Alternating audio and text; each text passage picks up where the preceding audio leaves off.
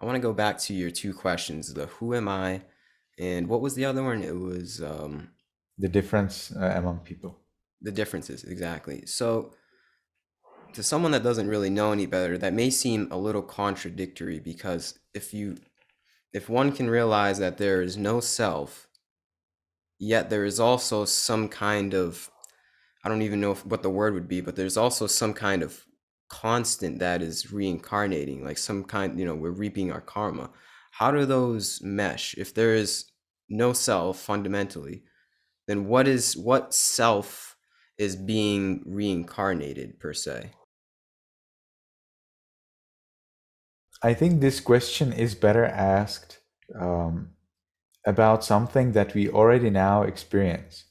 You know, hopefully, ideally, we are not going to die at this moment, but according to Buddhism, we actually already die at this moment.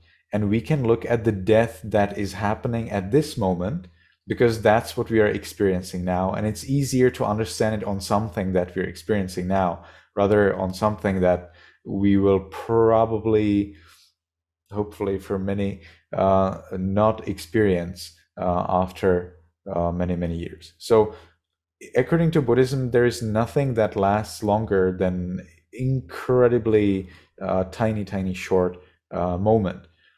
And the body is made up of things that arise and pass every single moment, and the mind also arises and passes every moment, and therefore there is nothing that passes over uh, this time length. So nothing passes longer or stays longer than a very, very short moment. And if I say very, very short moment, we're talking here about millionths, billionths of a second.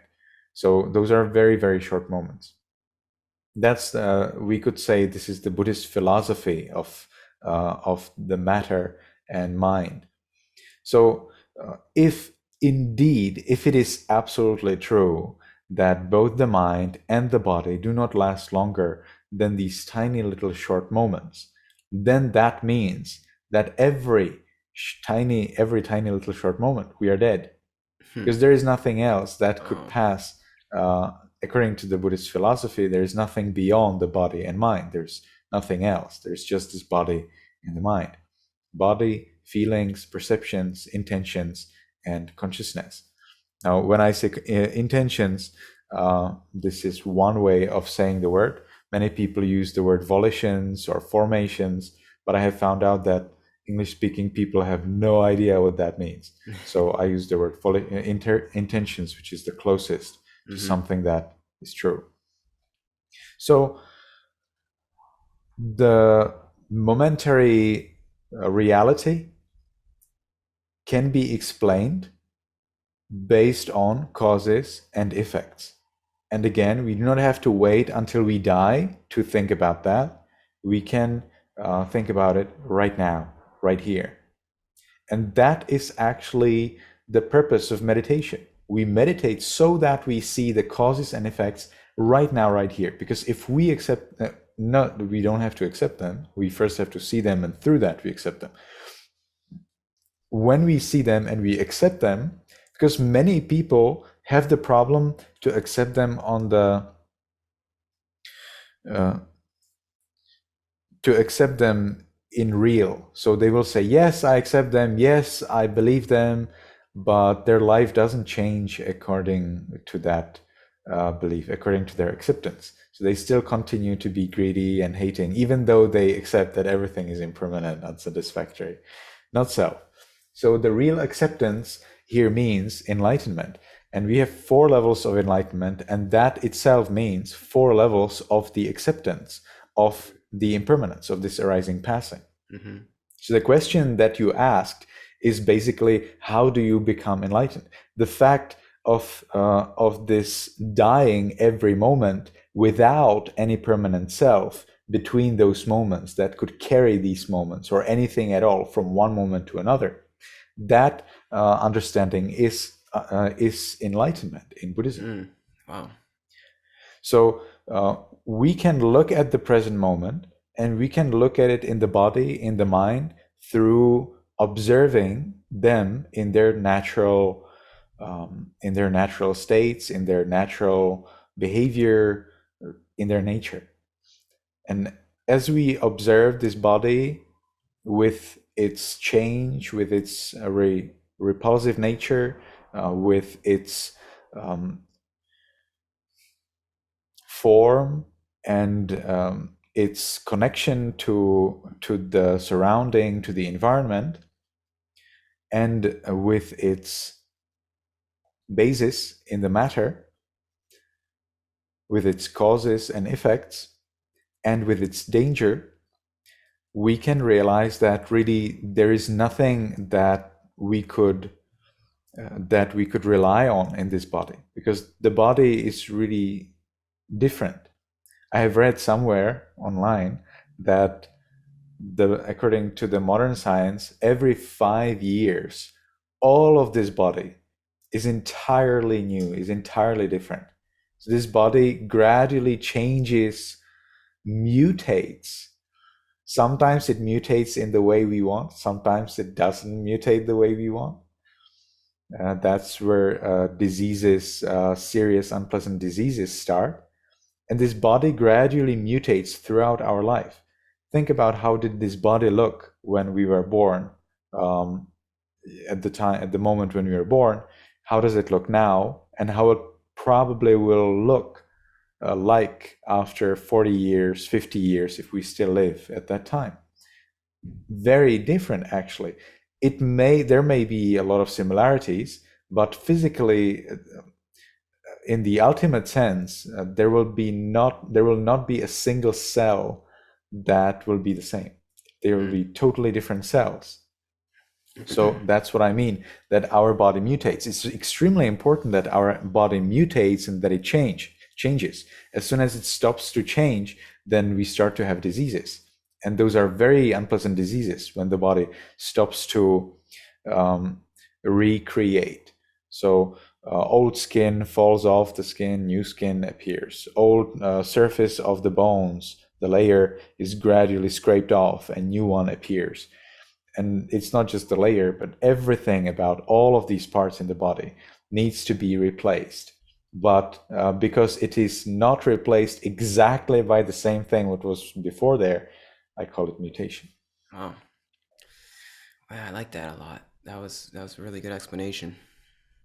Then regarding the mind, we can observe that this mind actually is just arising and passing moments. For that, you will need to sharpen the mindfulness. Mindfulness is the ability of the mind to observe itself or the body. But we can observe mind by mindfulness. It's a characteristic of the mind. So there is a possibility to observe itself for the mind because the mind has that quality, not because it would be some other mind. So there is a modern misconception that you would need to have some other mind to observe your present moment. But that's not exactly what the Buddha expects from us. If in fact we can see from the Buddha's instruction that we are gradually led to train ourselves in observing the present moment and not the past moment or the future moment. So when the Buddha teaches monks to observe their postures, that's one of the first basic instructions given by a starting monk from the Buddha. He asks the monk to observe that he is sitting when he is sitting. He asks the monk to observe that he is walking when he is walking, not that he would ask the monk to observe that he's sitting when he's walking, or that he's walking when he's sitting. You see, we are supposed to observe the present moment. Then the Buddha asks the monk to observe his activities during those activities. A monk is observing his wearing robes during the time when he's wearing robes. He's observing his talking at the time when he's talking. He's observing that he's silent at the time when he's silent.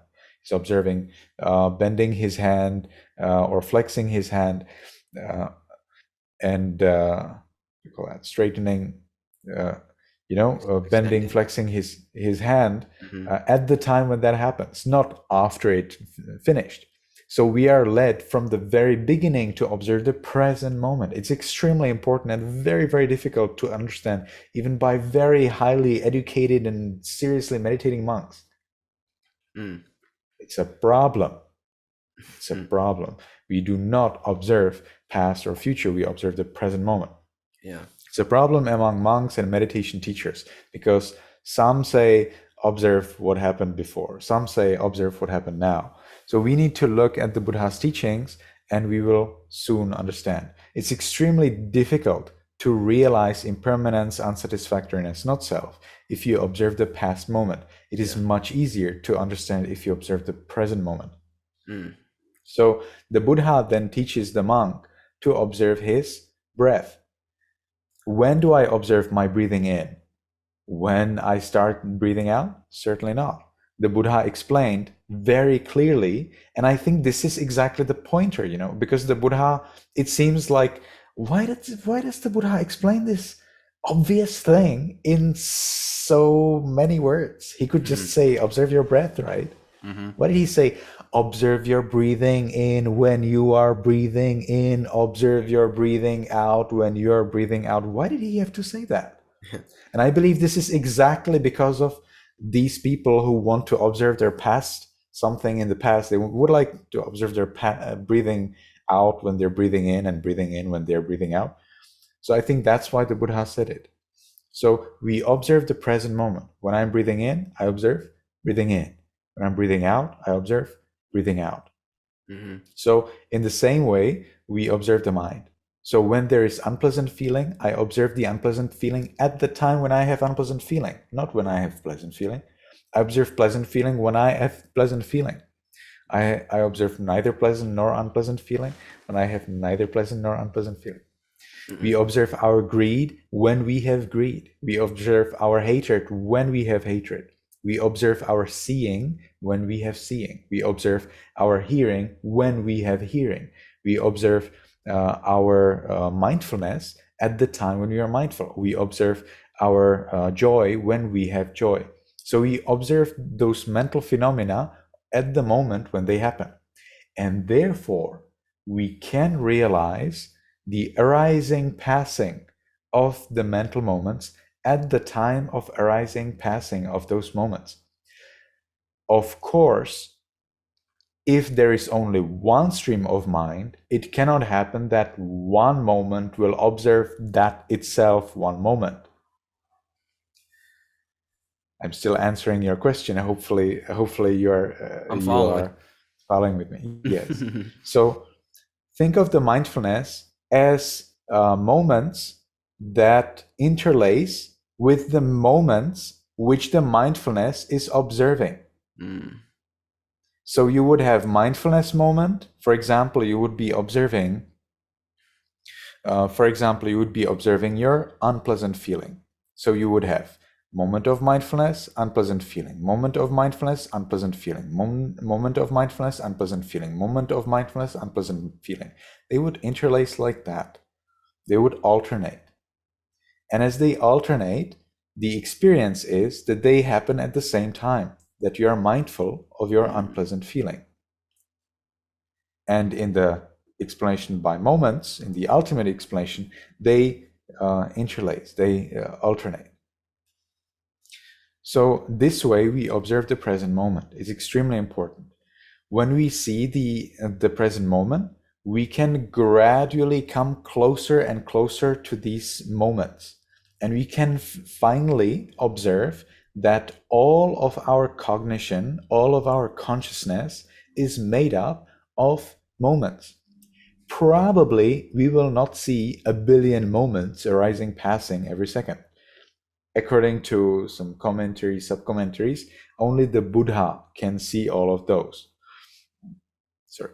But we can at least see groups of those arising, passing moments. Mm. And that's more than enough. As soon as you see that everything that we experience, everything that we think we are are actually these arising, passing moments, then that's all what you need to realize that self is an illusion, that everything are just causes and effects. And it is in the present moment. So you do not have to wait until we die to observe it there. You can observe it here, right here and now. And when we see that, then we have a choice. We can either get scared and think, but if I don't exist, then where is my degree? Where is my fame? If I have a family, where is my family? Where are my friends? Then who will dance? Who will sing if I don't exist? Who will enjoy the delicious meal? Or who will look at a wonderful movie or whatever? So then some people, they get scared and they take their self back when they see that it's an illusion through clear observing that there is only this arising, passing of moments. Then they get scared, they take their idea of self back and they stop meditating. We have that even mentioned in our scriptures. And some people, if they are ready for that, and this would be a longer talk on how to get ready for that, they let go of this illusion and they accept it. Indeed, it is true. Self is an illusion. Reality is just arising, passing of moments, causes and impersonal causes and effects. And when they realize that, they achieve enlightenment. So at that moment, not only that you understand the how there is not self and still you can live and remember what happened in the past and be seemingly the same person, but you also can immediately with that you understand also what is reborn to the next life. So to the next life is not reborn a person or a human, but there are just effects that bring, there are just causes that bring effects in the next life.